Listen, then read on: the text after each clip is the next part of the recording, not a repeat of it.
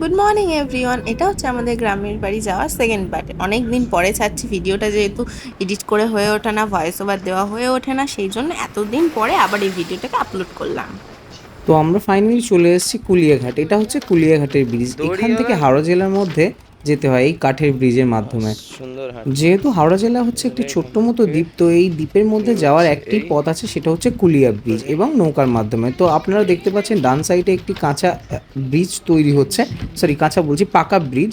তো ওই ব্রিজটা এখনও তৈরি হয়ে ওঠেনি। ফাইনালি আমরা চলে এলাম হাওড়া জেলার মধ্যে বা আইল্যান্ডের মধ্যে। এখান থেকে আমরা টোটো ধরবো এবং টোটো শীতে ধরে যার মানে চলে যাব লাভই আমার লস, দাদুর খারাপ কিছু হবে না। পুরনো বাড়িতে।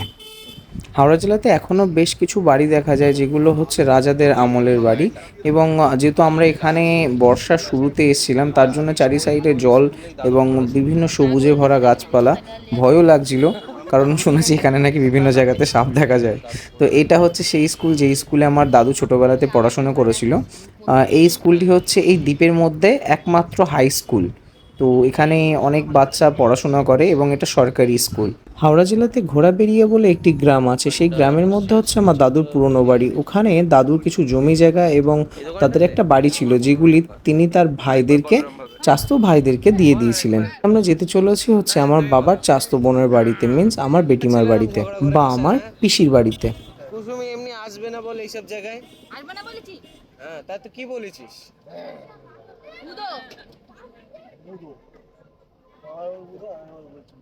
তো হুদো বলো, শাকচুন্নি বলো, পেতনি বলো, চুড়েল বলো, কালুয়া বলো।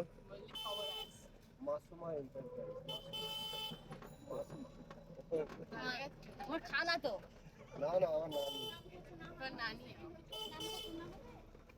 মাসুমা কুসুমির আর কি খালা শাশুড়ি, তাই তো? ফাইনাল লাগেস তো। ওই কি খবর রে তোর? তো আমরা টোটোতে প্রচণ্ড খুনসুটি, ঝগড়া, হাসি ঠাট্টা আর কি এবং আড্ডা মারতে মারতে চলে এলাম আমরা শিবতলা, হাওড়া জেলার একটি বাজারের মধ্যে। তো এই বাজারের মধ্যে একটি মিষ্টির দোকান আছে, যেটা বহু পুরনো এবং খুব সুন্দর মিষ্টি পাওয়া যায়। তো ফাইনালি এখান থেকে আমরা মিষ্টি নিলাম এবং আমার পিসির বাড়িতে যেহেতু যাচ্ছি, মিষ্টি তো নিতেই হবে, এর তো কোনো অপশানই নেই। আর এখানকার মিষ্টি যেহেতু বেস্ট, তো এখান থেকেই নিলাম এবং আমরা এখানে দই টেস্ট করলাম। আমাদের পরিবারের সবাই দই খেতে ভালোবাসে, কেউ টক দই খেতে ভালোবাসে, কেউ মিষ্টি দই। যেমন কালার তেমন টেস্ট বলো। আমার খাওয়া হয়ে গেছে। আমার খাওয়া হয়ে গেছে তো। তো ফাইনালি আমরা আমার বাবার বোনের বাড়ি বা আমার ছোটো বেটির বাড়িতে চলে এসেছি। আসার সঙ্গে সঙ্গে আমাদেরকে খাবারের জন্য অনেক ধরনের আইটেম দেওয়া হলো, মিষ্টি এবং অনেক কিছু। যেহেতু আমার বেটিমা খুব একটা ক্যামেরা পছন্দ করে না, ভিডিও বা ফটো তুলতে, তার জন্য আমরা এখানে ভিডিও বানাতে পারিনি। তো যেহেতু এখানে খেতে দিয়েছিল এবং বেটিমা ছিল না, তার জন্য আমি ভিডিও বানাচ্ছি। এখানে আমরা 4-5জন বসে আছি এবং আমার ভাগনাটা একটু পরেই আসবে, ওকে অলরেডি ডেকেছি। ও ছুটোছুটি এবং দৌড়দৌড়ি করতে ব্যস্ত। খাবারের মধ্যে এখানে আছে তোমার হাতঝাড়া পিঠা, আলু ভাজা, ডিম ভাজা, তার সঙ্গে মিষ্টি, চা এবং আরও কিছু সাধারণ এখানকার খুব জনপ্রিয় খাবার। আম্মু তো এখানে খাবারটা নিয়ে লিটারেলি খেলা শুরু করে দিয়েছে, বলছে এটা দাদুর দাড়ির মতো লাগছে। আর আমার বোনাই এখানে আলু ভাজা খাচ্ছে, উনি অদ্ভুত ভাবছে কাদের সঙ্গে এসছি, হ্যাঁ কী সব করছে। এটা হলো আমার গিন্নি।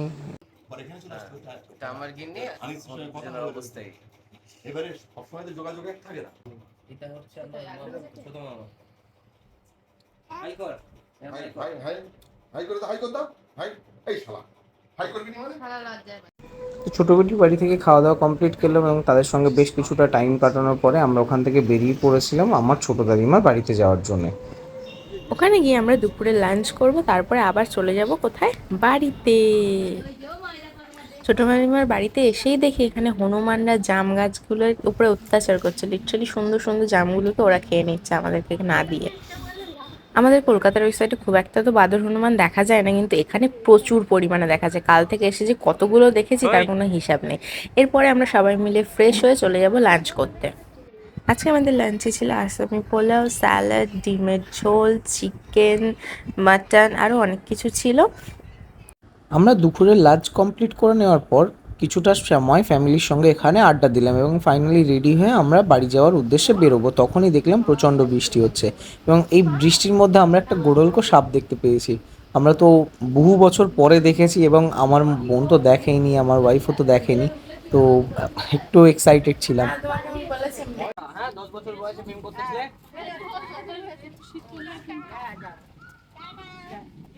আসে হ্যাঁ এই বৃষ্টি এটা ছাত্র দাও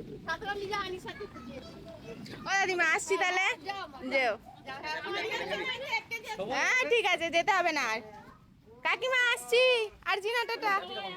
বৃষ্টির মধ্যে আমরা ও দাদি টাটা কাকিমা। গ্রাম দেখে দাও গ্রাম। এত বৃষ্টির মধ্যে আমি আর আব্বু সমস্ত লাগেজগুলো গাড়ির মধ্যে তুলছি, আর এনারা দেখো এখানে গল্প করছে, দাঁড়িয়ে দাঁড়িয়ে আড্ডা দিচ্ছে। আমার ছোট দাদিমা এবং ছোট কাকা ভীষণ ইমোশনাল। আমরা যেহেতু চলে যাচ্ছি এবং বহু বছর পরে এসেছিলাম, তো ওনারা একটু কান্নাকাটি করছিল, আমরা সেটা ভিডিওর মধ্যে রেকর্ড করতে পারি। তো এখানে সবাই দাঁড়িয়ে সবাইকে শুভেচ্ছা জানাচ্ছে এবং আমরা আসার জন্য তাদেরকে টাটা বাই বাই করছিলাম। তাহলে আসছি সবাই, যেও কাকা যেও, তাহলে এখানে আসলে আবার গিয়ে ঘুরে এসো।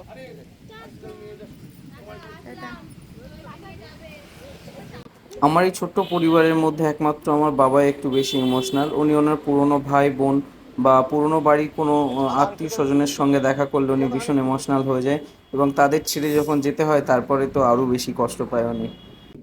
যেহেতু আমার ছোটো কাকার কোনো ছেলে নেই, ওনার 3টে মেয়ে আছে এবং ওনার বোনের একটা মেয়েও এখানে থাকে, তো উনি আমাদেরকে ভীষণ ভালোবাসে, ইভেন নিজের ছেলের মতোই ভালোবাসে। আর সবচেয়ে ইন্টারেস্টিং কথা হচ্ছে, হয়তো আমরা এখানে খুবই কম এসেছি, কিন্তু একটা টাইম ছিল যখন কাকু আমাদের বাড়িতে যাওয়া আসা করতেন।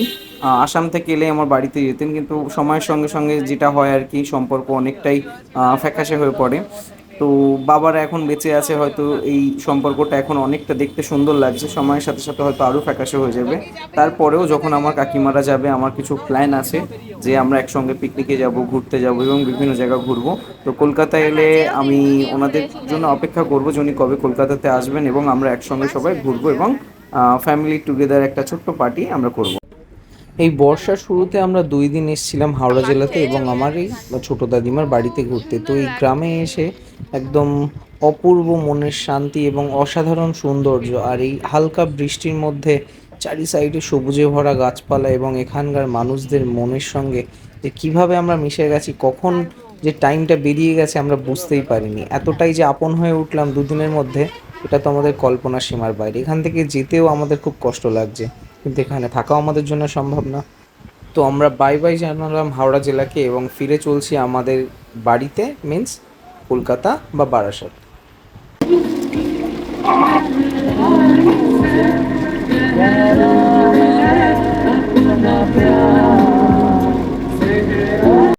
দুপুরের খাওয়া দাওয়া এবং তারপরে আড্ডা এবং বৃষ্টির জন্য ছোটো দাদিমার বাড়ি থেকে আমরা বেরোতে একটু লেট হয়ে গেছে, যার জন্য এখন অলমোস্ট সময় 7টা হয়ে গেছে। আমরা বালি ব্রিজের কাছে পৌঁছে গেছি, আমাদের প্রচণ্ড জোরে খিদে পেয়েছে।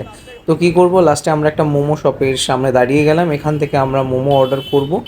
সর্বপ্রথমে আমরা একটা ছোট্ট মতো মোমোর শপে দাঁড়িয়েছিলাম, এখানে দেখে মনে হচ্ছিল খুব সুন্দর পরিষ্কার পরিচ্ছন্ন। তো এখানে আমরা মোমো অর্ডার করলাম এবং দেখলাম যে মোমোর সঙ্গে কোনো স্যুপ নেই এবং মোমোটাও এখানে খুব একটা ভালো নয়, যার জন্য আমরা সেকেন্ড টাইমে ফের আরেকটা দোকানে গিয়ে মোমো অর্ডার করলাম। এখানে মোমোটা খেতে বেশ সুন্দর এবং এখানে স্যুপও ছিল তার সঙ্গে।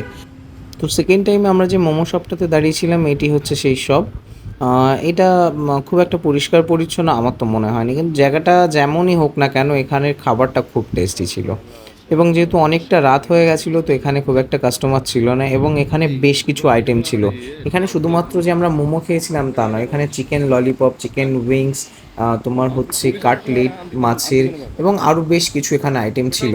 তো এখান থেকে আমরা চা অর্ডার করলাম, তারপরে হচ্ছে মোমো অর্ডার করেছি। মোমোর সঙ্গে যেমনটা বললাম যে এখানে স্যুপ দিয়েছিল, আর তার সঙ্গে চিকেন ললিপপ আর অন্য অন্য বেশ কয়েকটা আইটেম এখানে অর্ডার করলাম এবং ভালো করে আমরা ভুরিভোজ করলাম।